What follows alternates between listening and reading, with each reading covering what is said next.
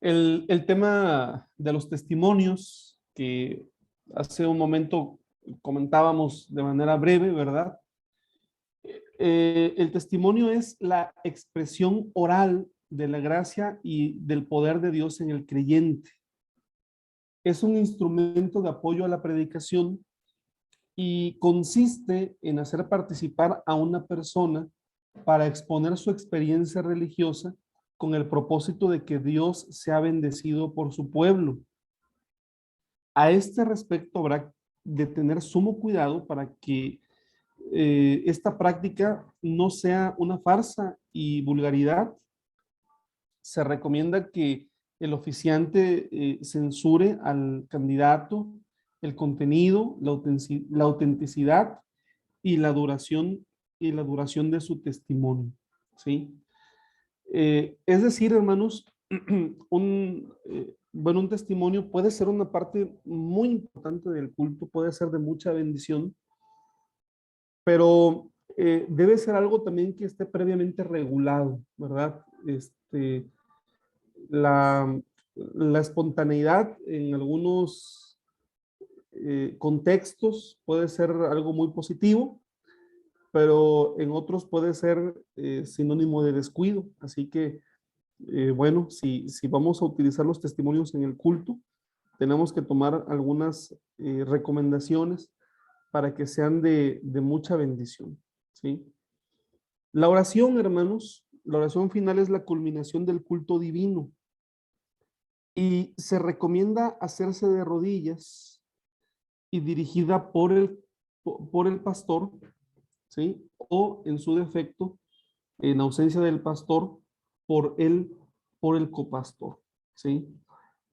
Saben, hermanos, que respecto a la práctica de la oración, pues obviamente hay algunas situaciones que la iglesia debe de mostrar caridad y comprensión, porque tenemos algunos hermanos que por cuestión de salud les es muy difícil doblar sus rodillas, ¿sí? Hay hermanos que tienen que estar sentados, ¿verdad?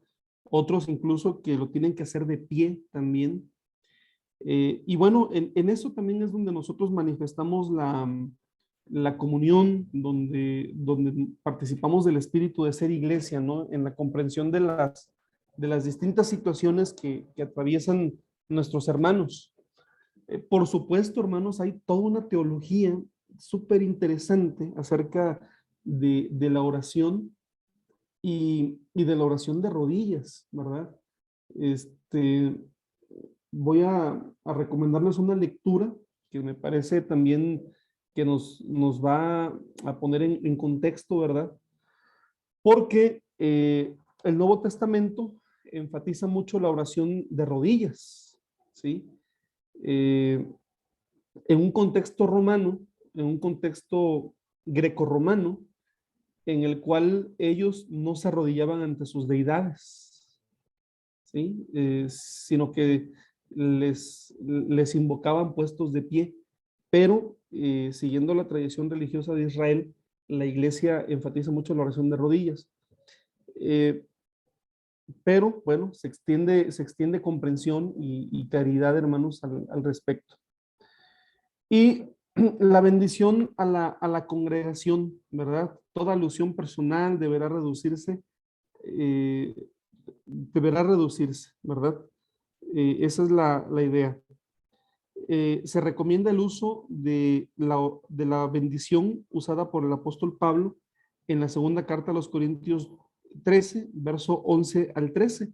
No sé si alguien nos quisiera apoyar con esta lectura, con la lectura de esta bendición. Ujú.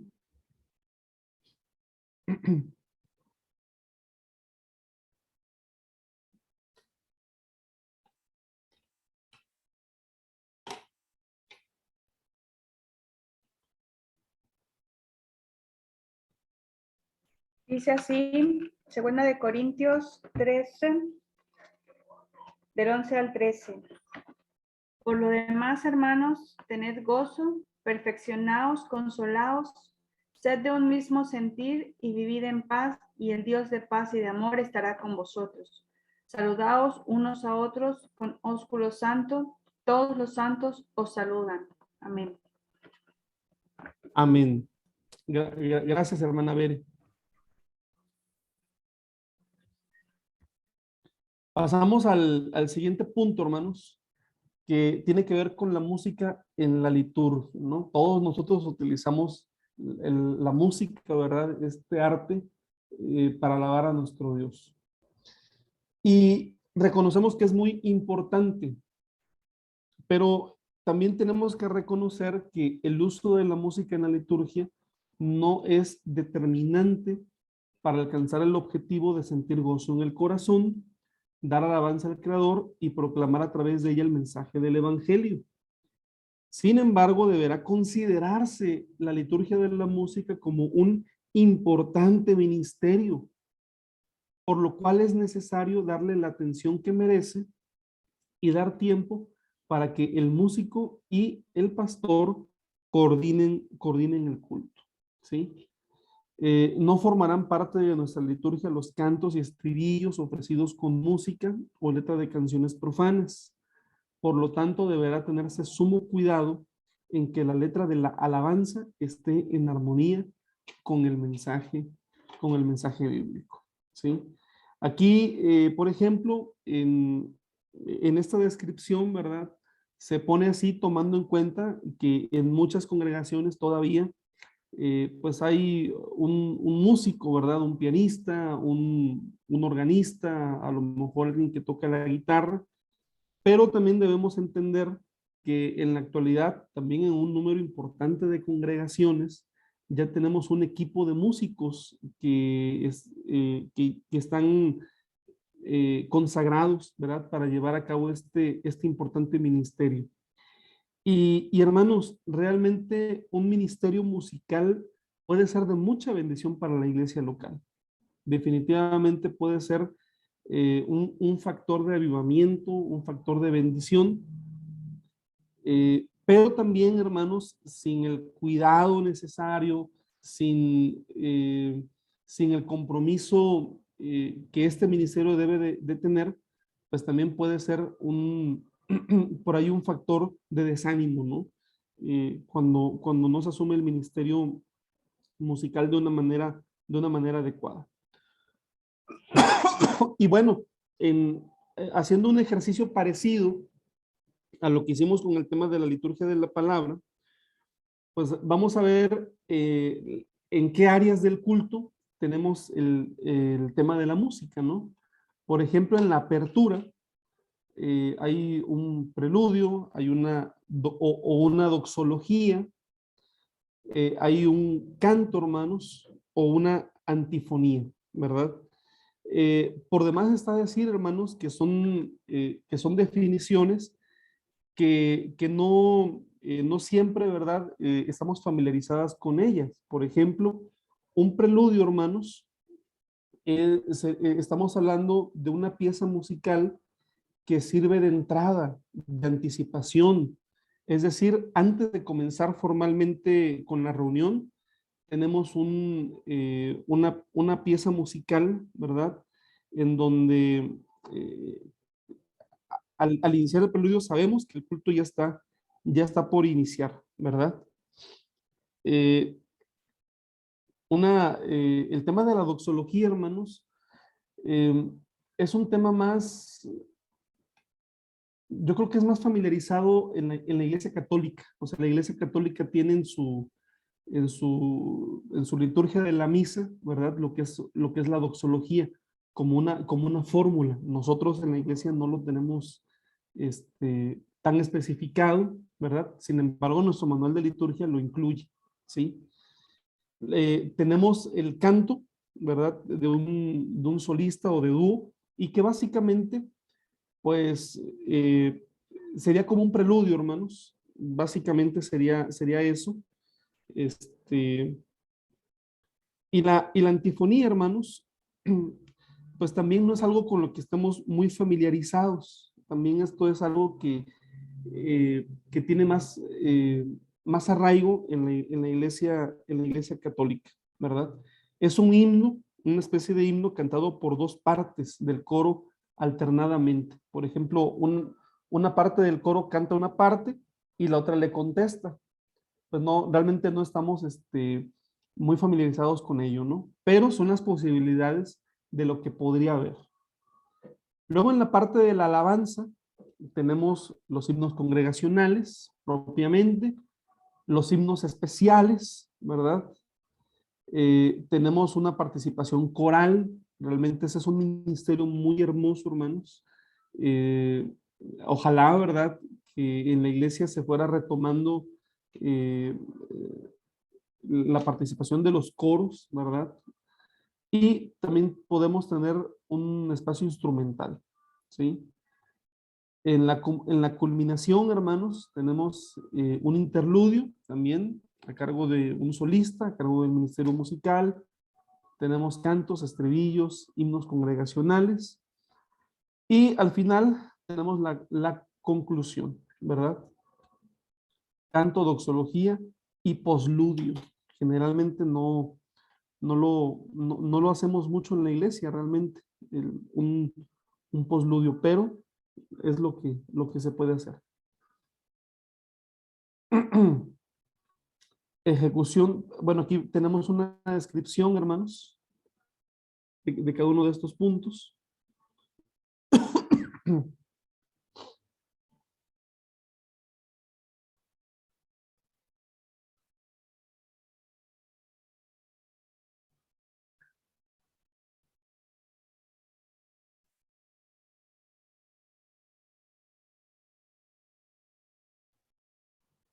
Bueno, como quiera, ustedes van a tener la presentación en, en la plataforma para que la puedan descargar.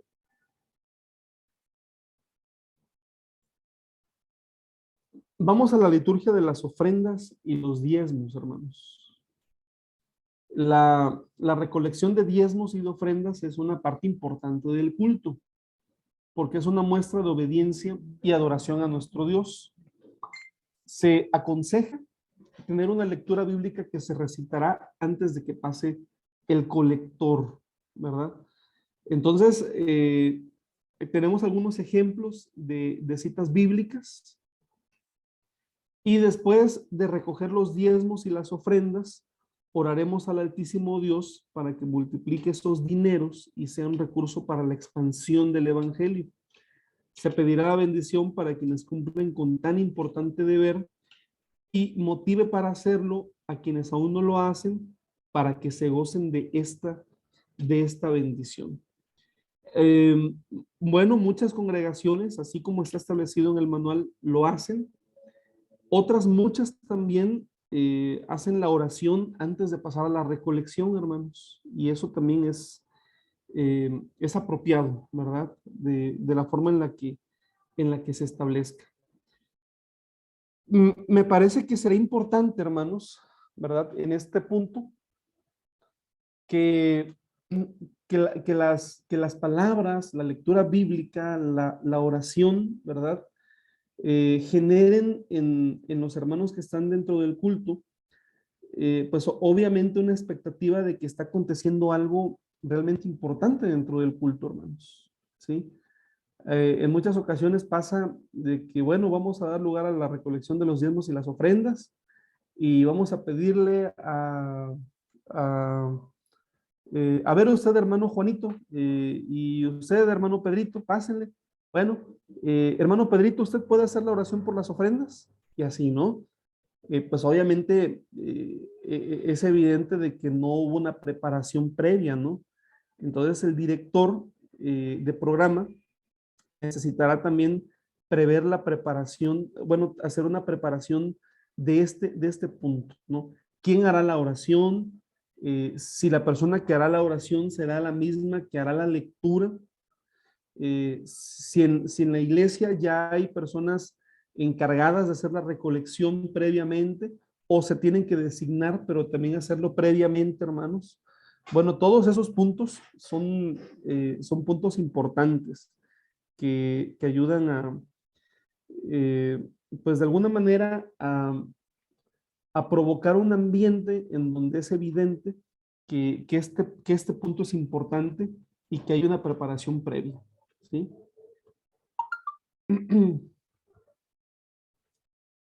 Los oficiantes pasarán solemnemente hasta el altar, tomarán en sus manos los recolectores de las ofrendas.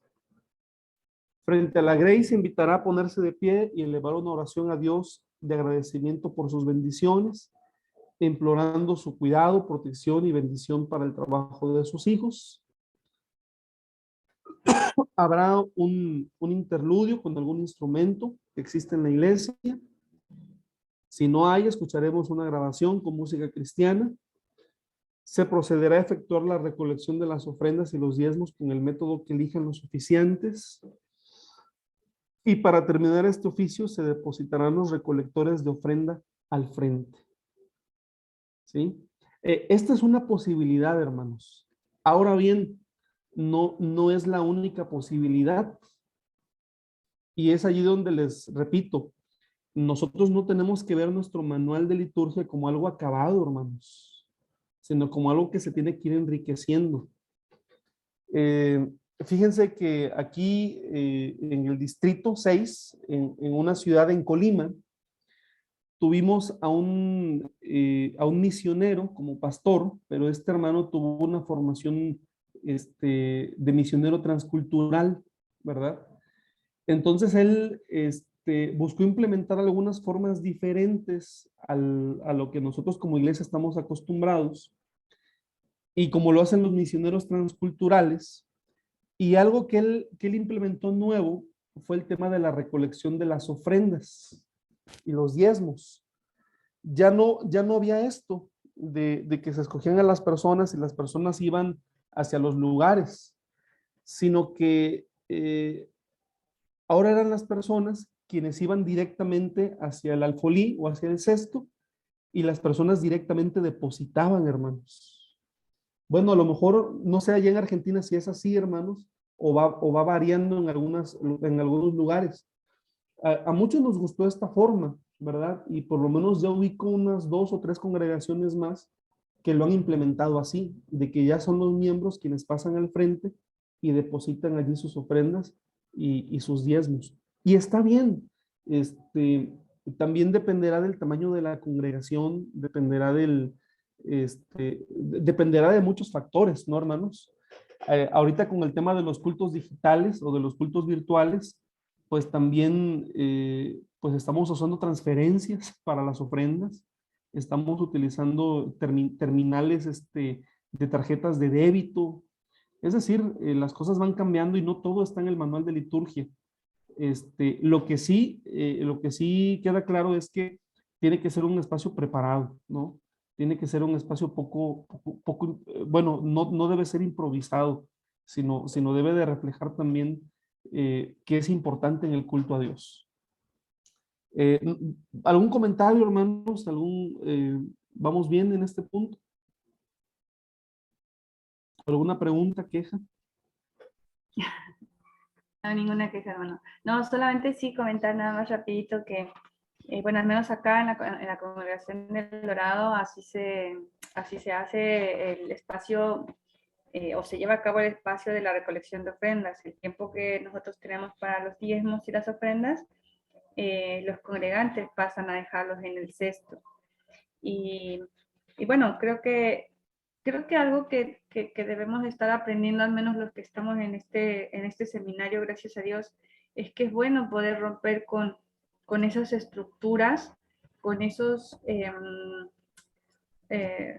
no sé si son paradigmas, creería que sí, pero con estructuras más que nada para mí, de poder hacer cosas diferentes sin perder el orden, sin perder el respeto, haciéndolo todo con decencia, con amor, porque por ahí estamos muy acostumbrados a hacer todo paso 1, paso 2, paso 3, y es como que se vuelve tan mecánico que a veces el culto mismo, ya los hermanos saben, y ahora viene la recolección de ofrendas, y ahora va a pasar el hermano fulanito a orar por esto, y ahora viene, o sea, es tan automatizado todo que pocas veces nos permitimos hacer este tipo de variaciones o de cambios, o de decir, bueno, hoy primero vamos a dar los avisos y después vamos a tener la oración por los pedidos y las gratitudes y vamos a cerrar solo con el sermón. Nos cuesta a veces romper esas estructuras de decir, todo tiene que ir A, B, C, D, F, G, ¿no? O sea, creo yo que mientras no se rompa ninguna cuestión de orden y de decencia, insisto, se pueden hacer muchas cosas que pueden hacer incluso nuestros cultos más dinámicos, más motivacionales también, más inspiradores, que muchas veces nos hace falta.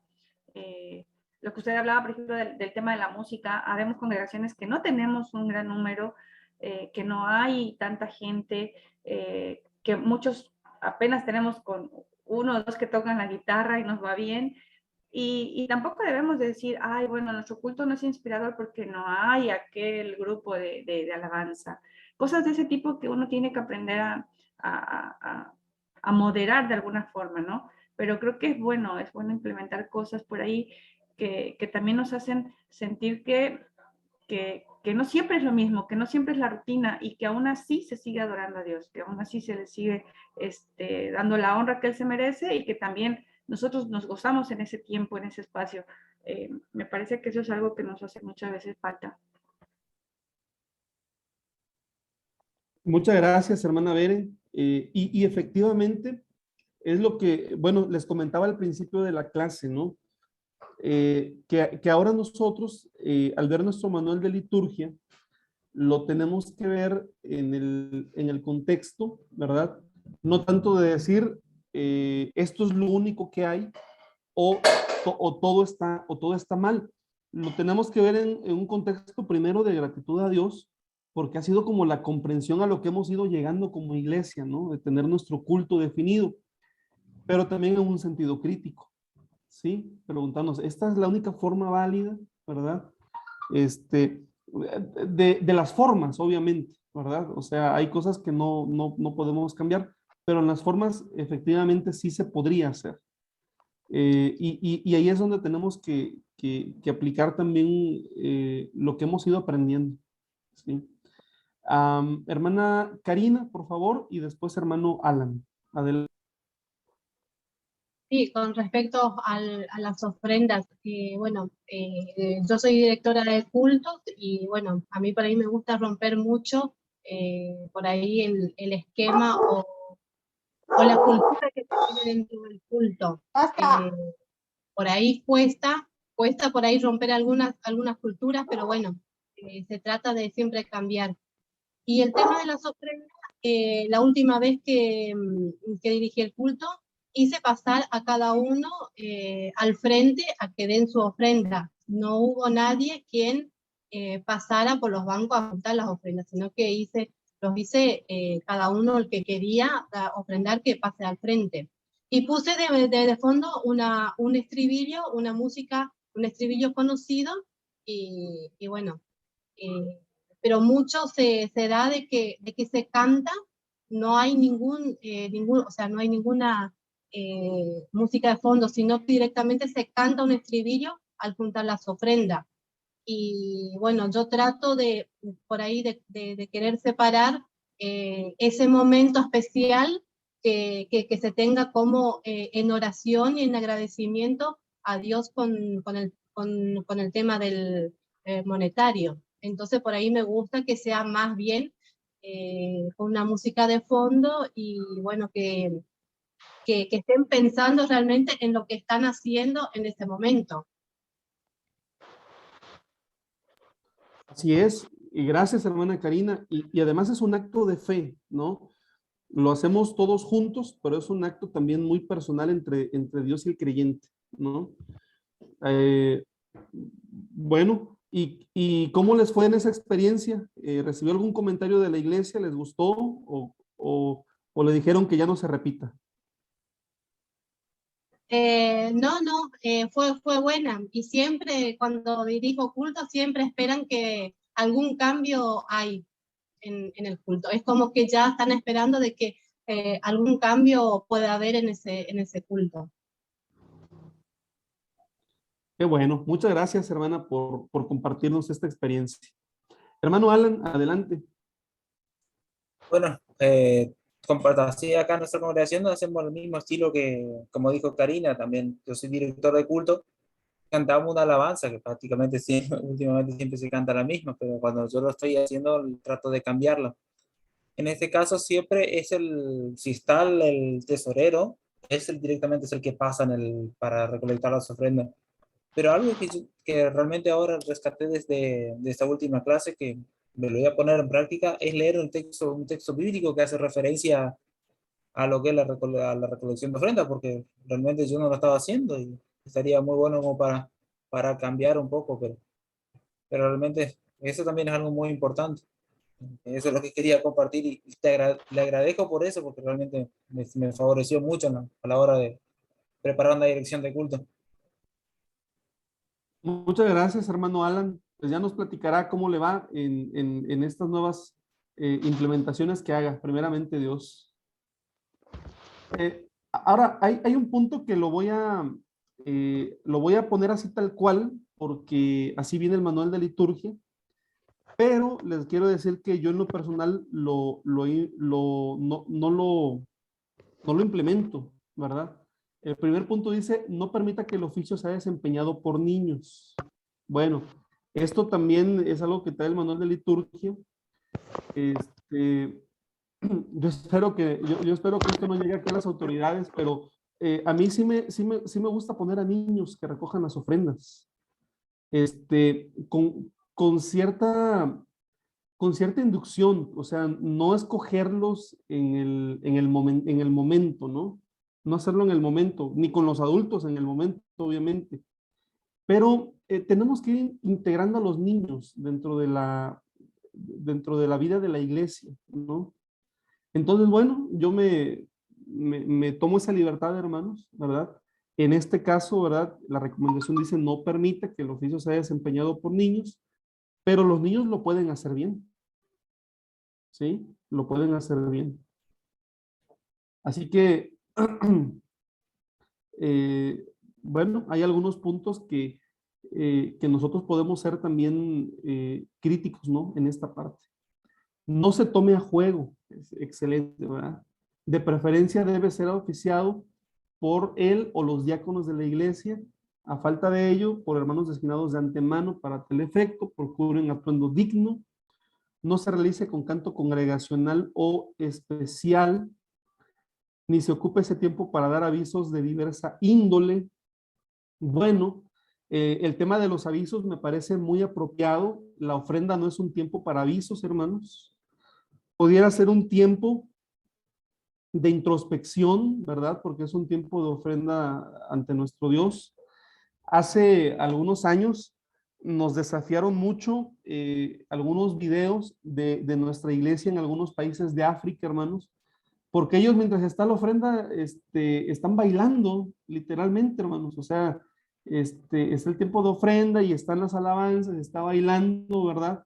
Y nosotros aquí en México decimos, no se realice ningún canto congregacional o especial, pero bueno, en México no somos los dueños de la verdad absoluta, ni en Argentina, ni en ninguna parte, ¿no? Cada lugar tiene su propio contexto. Ya lo veíamos la semana pasada, bueno, la clase pasada, con el tema de la inculturación, ¿no? Yo ahorita escucho, ¿verdad?, que en algunas congregaciones se canta una alabanza en el tiempo de las ofrendas. Yo no digo, no está mal, no es algo malo. Solamente cuidemos que no sea algo rutinario. Eso sí me parece que busquemos que no es algo rutinario, sino que es algo fresco, algo renovador, algo que sea de bendición.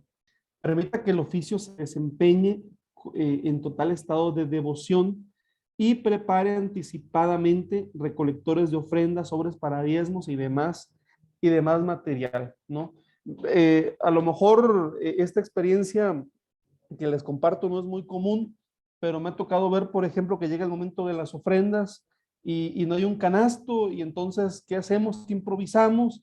Y entonces la persona que está encargada agarra un cuaderno, hermanos, literalmente, y dice, hermano, pues aquí vamos a depositar las ofrendas, ¿no? En el cuaderno. Bueno, eso, no podemos darnos el lujo de ese tipo de cosas, hermanos, ¿sí? Tenemos que tener una especial preparación. Si podemos tener un alfolí especial, bonito, hermanos, mandado a hacer incluso para este propósito, creo que sería de mucho decoro, ¿verdad? Para la iglesia, sería de mucha bendición, ¿sí? Todo lo necesario. Entonces se puede hacer. Ujú. Y bueno, aquí tenemos un esquema, hermanos, un ejemplo de un programa de culto, que generalmente esto es algo que nos ayuda mucho porque ya tenemos el programa el formato para el programa y nosotros lo vamos adaptando a las necesidades de nuestra iglesia local, hermanos. ¿Sí? Bueno, algunas recomendaciones, ¿verdad? Este programa nos sirve como para repartírselo a todos los directores de culto de la iglesia y decirle, utiliza este formato para que para que elabores tu programa, ¿sí? Recomendaciones, por ejemplo, no preguntes, ¿están contentos? Sí, a mí me ha pasado que todavía escucho esto, hermano, ¿no? Están contentos, ¿verdad? Y yo me pregunto, bueno, ¿qué esperará el director? ¿Que le digamos que sí o que le digamos que no? ¿Verdad? Y si le decimos que no, ¿qué nos va a decir? Platíquenme por qué no están contentos. Bueno, mejor ofrezca razones por las que debemos gozarnos. Eso es mejor, ¿verdad? Tampoco diga, dejen afuera sus preocupaciones. Eh, no es como una mochila, ¿verdad? Que la metes en un locker y dices, cuando termine el culto las agarro otra vez. No, mejor invítelos a ponerlas en manos del Señor, ¿no? Creo que estos errores yo los he cometido en algún momento, no estamos exentos de, pero es importante, hermanos, evitarlos, ¿no? Y si en algún momento los hemos cometido, pues ya no volverlos a cometer, ¿no? Bueno, este sería un ejemplo, hermanos, de un programa de culto. Obviamente la duración de cada culto depende de la necesidad de la iglesia y depende también, pues del tipo de culto del cual se trata, hermanos, ¿sí? Por ejemplo, tenemos el tema del culto de la Cena del Señor, hermanos. Anteriormente eran cultos de 4 horas, ¿verdad?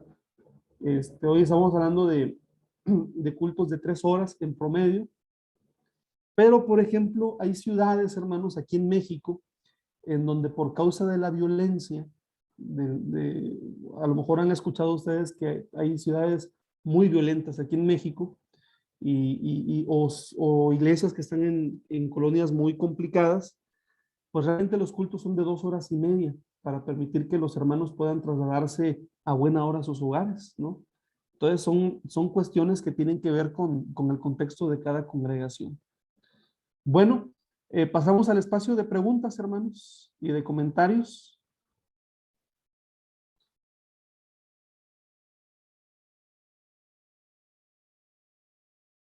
Lo último que presentó recién así, la verdad que ese modelo lo hago yo en las direcciones de culto y la verdad que a veces sale lindo, solo que pues a veces cuesta expresarse un poquito, porque uno se para adelante ahí, pero ese modelo realmente lo ocupo cuando estoy en la dirección de culto.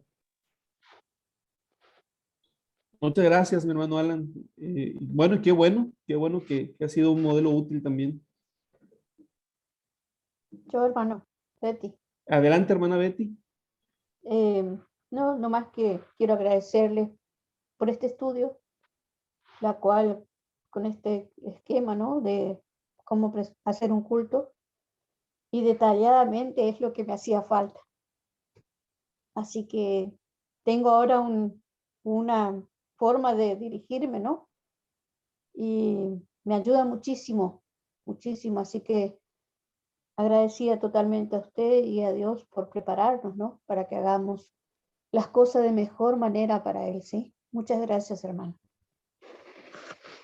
Gracias a usted por sus palabras, hermana Betty. Y bueno, pues todos estamos con esa necesidad de mejorar las experiencias de nuestros cultos, definitivamente, hermanos. Amén. Sí, pastor, una pregunta. ¿Por qué en el libro se dice que los niños no pueden juntar las ofrendas? Porque yo sí, o sea, en la congregación que nosotros estamos, los niños son muy activos adentro del culto, tanto en lecturas como en recolección de ofrendas. Bueno, el manual, hermana, que yo estoy utilizando es el manual mexicano, el manual de liturgia mexicano. Y para hacer honor a la verdad, o sea, es un manual que se ha ido actualizando, pero no es un manual reciente, ¿verdad? Mi hermano Abraham, que me lleva muchos años de edad, a lo mejor se acordará de cuándo es este manual de la iglesia. Pero yo me atrevo a pensar que el primer manual de este tipo surgió en los años 80, ¿sí? Entonces, obviamente requiere una actualización, hermano. O sea, si lo ponemos en el contexto de los años 80, aquí en México, le podría decir que sí había esta idea, ¿no? Como de los niños no, a los niños incluso, hoy nosotros vemos que hay una necesidad muy grande de incluirlos en la vida de la iglesia. Pero antes no se percibía con tanta claridad, déjenme decirles, ¿no? Incluso había recomendaciones, por ejemplo, para el tema de la cena del Señor, que se decía, asista sin niños. O sea, si tiene niños, déjelos encargados en su casa. Y dices, bueno, ¿y con quién los van a encargar, no? ¿Con quién, si toda la familia va a estar en el culto, con quién los encargas? Pero había esa idea, ¿sí? En una generación pastoral, y lo digo así porque ahorita ya no la percibo tanto, ya no percibo tanto esa idea como antes. Pero yo creo que surge de ahí, hermana. O sea, surge de ahí. Y son puntos que podemos ir cuestionando e implementando. A lo mejor allá en Argentina no se da tanto esto. Y si se incluye a los niños en el culto, me parece que es fabuloso, ¿no? Sí, incluso nosotros ahora para la cena tenemos algunas actividades para que los niños hagan también, para que no estén excluidos de la cena. Incluso hasta ahora, desde este sábado, es como que vamos a introducirlos y a explicarlos un poquito de qué se trata. Y que en el día de la cena tengan su pequeña participación, no tanto en el culto, pero sí por ahí en cargar el agua, en entregar un señalador, un recordatorio o algo así. Es correcto, así es, hermana. Creo que esa es la línea que nos conviene como iglesia, ¿no? El darles, que ellos sean parte de la celebración desde su niñez, desde sus posibilidades. Pero bueno, solamente es una suposición, pero a lo mejor pienso que no estoy muy alejado de lo que es con lo que les comenté, de por qué se decía que no sean los niños, ¿no? Básicamente. Hermana Liti, adelante. Bueno, Karina preguntó por qué no los niños. Ahí en Loma Verde, donde yo me congrego, bueno, más allá de no ser niños, tampoco no tenían que ser mujeres. Y hace poco se implementó que, bueno, ya invitaban a mujeres a participar, a que una hermana junte la ofrenda. Actualizándose un poco, en años atrás no se juntaba ofrenda el sábado porque no se debía tocar el dinero. Entonces, lo primero que se realizó es hacer una urna en el fondo del templo, ¿no? Del lado de afuera, donde podrían acercarse otro día y acercar su ofrenda, ¿no? Hasta después, bueno, ya se introdujo eso de juntar ofrenda en el culto, ¿no? Y me gusta mucho la idea de que sea un momento solemne, un momento distinto. Yo en la congregación casi siempre participo en la alabanza, soy de ese ministerio, ¿no? Y muchas veces no se puede ofrendar porque estamos participando, estamos haciendo la alabanza, porque el director pide una canción mientras junte la ofrenda, ¿no? estaría mucho más bonito si se pone una música de fondo, como decía Karina, me encanta eso, y que pasemos al frente a dejar nuestra ofrenda y que ese momento sea un momento reflexivo, ¿no? Me gusta. Bueno, hoy día en Loma Verde juntan la ofrenda a los tesoreros. Bueno, a veces llaman a otra persona, pero más bien ese es el trabajo de los tesoreros, y se pasa por el banco y se junta la ofrenda. Y se ora después de haber juntado la ofrenda. Y muchas veces se deja y se incluye ese agradecimiento en la oración final. Ni siquiera lo hacen en el momento, lo dejan para incluirlo en el final. Ok, hermana, muchas gracias por compartirnos esta experiencia también. Y bueno, creo que también el tema de que se percibe o se ha percibido en algunos momentos que el tema de los dineros, como que, no, como que sería el tema menos espiritual del culto, ha generado como diversas posturas, ¿sí?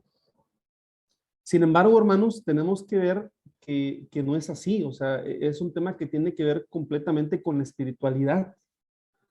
Y el antiguo israelita lo entendía así. ¿Recuerdan ustedes aquel salmo que dice, ¿con qué me presentaré delante de mi Dios? No le daré nada que no me cueste. Es decir, el fiel comprendía, ¿verdad? Que una forma de expresar, ¿verdad? Esa devoción y ese amor a Dios tenía que ver con la ofrenda. Hoy, en el caso nuestro, es lo monetario y es una parte importante del culto. Les comparto dos prácticas que a mí en lo personal me parecieron pues dos aportaciones pastorales que traté de incorporarlas después en mi ministerio. Y las dos prácticas fueron de dos ministros que en su momento fueron mis sobrevedores. Uno de ellos, por ejemplo, nos enseñaba a los pastores que en el momento de la ofrenda, él enseñaba o él prefería que era el pastor el que tenía que dirigir ese momento. Él decía que se le pidiera al congregante que tomara en sus manos su ofrenda, que la tomara con sus manos y que nosotros dirigiéramos una oración pidiéndole a Dios su bendición por lo que nuestros hermanos tenían en sus manos, ¿verdad? Dando obviamente como una importancia muy determinante dentro del culto a la ofrenda que se iba a realizar. A mí me gustó mucho esa forma, que incluía también una palabra de aliento, de ánimo, una lectura bíblica. Me pareció fantástico, ¿sí?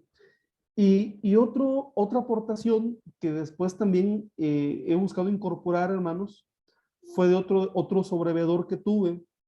A lo mejor han escuchado hablar ustedes del hermano David Rojas, el DACO. Bueno, él me decía que, que nosotros cometemos, por ejemplo, el error de no pedir ofrendas en las ceremonias nupciales. Aquí en México, cuando hay bodas, no se piden ofrendas. Y la verdad dice, como viene gente que no es de la iglesia, dice, pero un día prueba, dice, en una boda pedir una ofrenda y te vas a dar cuenta de que las personas van con la idea de que tienen que ofrendar. Y me di cuenta de eso, hermanos. Por lo menos aquí me di cuenta de que si usted en una ceremonia nupcial hace una colecta de ofrenda, quienes más ofrendan son quienes no son de la iglesia. Siempre hay personas que no son de la iglesia y son quienes más ofrendan, ¿no? Porque en la cultura católica el tema de la ofrenda es muy marcado, hermanos, el tema de la limosna, ¿sí? Después, por ejemplo, me hicieron un señalamiento y opté por otra cosa, ¿verdad? Opté por, cada vez que había una boda, yo le pedía a los contrayentes que regalaran algo a la iglesia. Y es que no teníamos nada, hermanos, para las bodas, por ejemplo, no teníamos reclinatorios decentes, no teníamos alfombra, no teníamos donde se ponen los arreglos florales, no tenemos nada. Entonces yo les iba diciendo, quiero que regalen algo a la iglesia. Entonces a una pareja le tocó regalar los reclinatorios, a otra pareja le tocó regalar la alfombra, a otra pareja le tocó regalar las bases para los arreglos florales, a otra pareja le tocó pintar la iglesia, y y bueno, de repente de no tener nada, ya teníamos todo listo, hermanos, para las bodas, ¿sí? Digo, son ideas, ¿no? Que a lo mejor alguien puede decir, oye, eso me gustó, o cómo lo voy a hacer si no si nunca lo hemos hecho. Bueno, pues podemos intentarlo, hermanos. Podemos intentarlo. Adelante, hermana Bere. No, hermano, solo muy breve. La verdad que, bueno, yo me quedo con lo que usted dijo, y creo que es así. Nuestro manual de liturgia no tiene la verdad absoluta.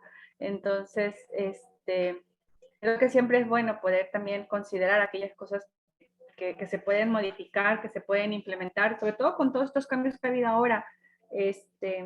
Todo esto del uso de la tecnología, de hacer muchas cosas digitalmente, y que creo que bajo ninguna circunstancia ofenderían a Dios el hacerlo, el utilizarlas, ¿no?